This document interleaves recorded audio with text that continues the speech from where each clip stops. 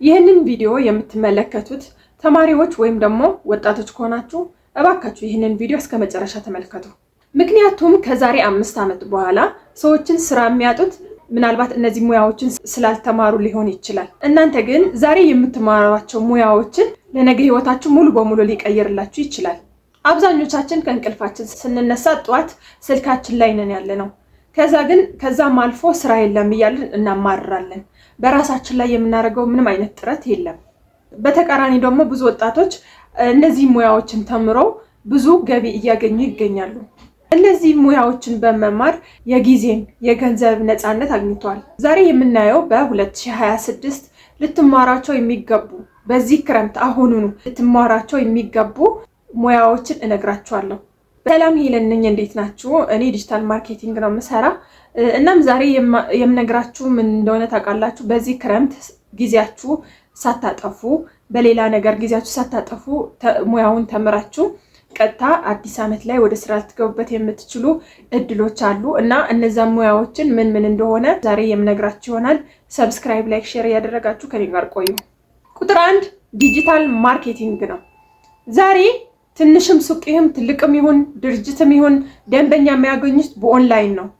እናንተ ደግሞ እዛ ኦንላይን ላይ ማስተዳደር ከቻላችሁ በጣም አሪፍ የሚባል ገቢ ልታገኙ ትችላላችሁ። ፌስቡክን ማኔጅ ማድረግ፣ ቲክቶክን ማኔጅ ማድረግ፣ ኢንስታግራምም ጎግልም ማኔጅ እያደረጋችሁ ብዙ ክላይንት እየያዛችሁ አሪፍ የሚባል ገቢ ልታገኙበት ትችላላችሁ። ሁለተኛ ደግሞ ቪዲዮ ኤዲቲንግ ነው። ይሄ ብዙ ጊዜ ነግራችኋለሁ። አሁን ላይ ሁሉም ሰው ኮንቴንት ክሬተር እየሆነ ነው። ሁሉም ሰው ዩቲዩበር እየሆነ ነው። ስለዚህ እናንተም ከነዛ ዩቲዩበሮች አንድ ላይ ሆናችሁ መስራት ትችላላችሁ። ቪዲዮአቸው ኤዲት እያደረጋችሁ ለእነሱም ጥቅም ነው፣ ለእናንተም ጥቅም ነው። እነሱ የጊዜ ነፃነት ያገኛሉ፣ እናንተ ደግሞ ስራችሁን ትሰራላችሁ ማለት ነው። ሶስተኛ ደግሞ ኤአይን ማዘዝ መቻል። ኤአይ ፕሮምፕት ኢንጂነሪንግ መማር አለባችሁ። አሁን ላይ በዚህ ዘመን ኤአይ ስራ ይቀማናል ብሎ ከማሰብ ይልቅ ኤአይን የማይችል ሰው ነው ስራ የሚቀማው፣ የሰውን ስራ እየቀማ ያለው። ስለዚህ እናንተም በቻላችሁት ሙያ ሁሉም ስራችሁ ላይ ኤአይን ብታካትቱና የበለጠ ጥራት ያለው ፍጥነት ያለው ስራ ብትሰሩ በጣም የተሻለ ነው። ስለዚህ ኤአይን ማዘዝ ከቻላችሁ ስራ በጭራሽ አታጡም እና የኤአይ ፕሮምፕት ኢንጂነሪንግ ብትማሩ በጣም አሪፍ ሙያ ነው ማለት ነው። አራተኛ ደግሞ ግራፊክ ዲዛይን ነው። ግራፊክ ዲዛይን ከሆቴሎች ጋር፣ ከድርጅቶች ጋር፣ ከዩቲዩበሮች ጋር በቃ ግራፊክ ዲዛይን ስራ አታጡም። ከኮንቴንት ክሬተሮች ጋር መስራት ትችላላችሁ፣ ከድርጅቶች ጋር መስራት ትችላላችሁ። እናም ይሄ በ2026 እና ከዛም በላይ ከዚህ በኋላ ወዳለ ጊዜ በጣም ተፈላጊ የሆነ ሙያ ነው። ሁሉም ሰው የሚፈልገው ሙያ ነው። ይህንንም ሙያ ብትማሩ በጣም አሪፍ ኢንካም ታገኙበታላችሁ ማለት ነው። አምስተኛ ደግሞ ላንጉጅ ነው። በተለይ ደግሞ እንግሊዘኛ ላንጉጅ።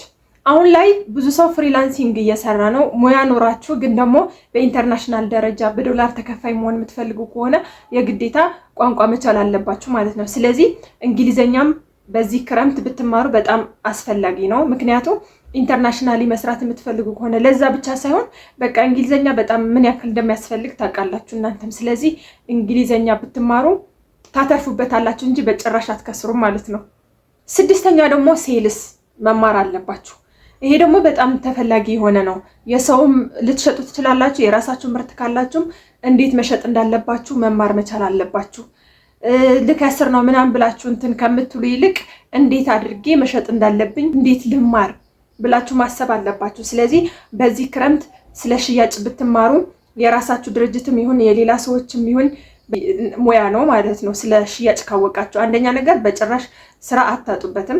የራሴ ነው የምሰራ የምትሉ ከሆነ ደግሞ በጣም ይጠቅማችኋል። ስለዚህ ይሄ ምንም የሚያከራክር ጉዳይ አይደለም። ሽያጭን መማር አለባችሁ በዚህ ክረምት ማለት ነው። አስታውሱ ከዛሬ 1 ዓመት 2 ዓመት በኋላ 2 አይነት ሰዎች ይኖራሉ። ግማሹ ያንን ክረምት ተምሬ በሆን ኖሮ እኮ አሁን ይጠቅመኝ ነበር ብሎ ያወራል። ግማሹ ደግሞ ያንን ክረምት በመማሬ ጠቅሞኛል፣ እዚህ ደረጃ ላይ ደርሻለሁ የሚል ሰውም ይኖራል። ስለዚህ እናንተ ከዚህ መምረጥ ትችላላችሁ ማለት ነው። እንግዲህ የዛሬ ቀለል ያለ ቪዲዮ ይሄንን ይመስላል። በክረምት ላይ በተለይ እኔ እውነት ለመናገር ማለት ነው ክረምት ላይ የምንወስናቸው ነገሮች በጣም አሪፍ ናቸው። ምክንያቱም በፍጥነት ስራ እንድንጀምር ይረዱናል። ስለዚህ እናንተም እንትን አትበሉ፣ ወደኋላ አትበሉ። ክረምት ነው አሁን ጊዜ ያላችሁ። ስለዚህ እነዚህ ሙያዎችን ተማሩ እላለሁ። ቪዲዮን ከወደዳችሁ ሰብስክራይብ አድርጉ። ቀጣይ ቪዲዮ እስከምንገናኝ ባይ ባይ።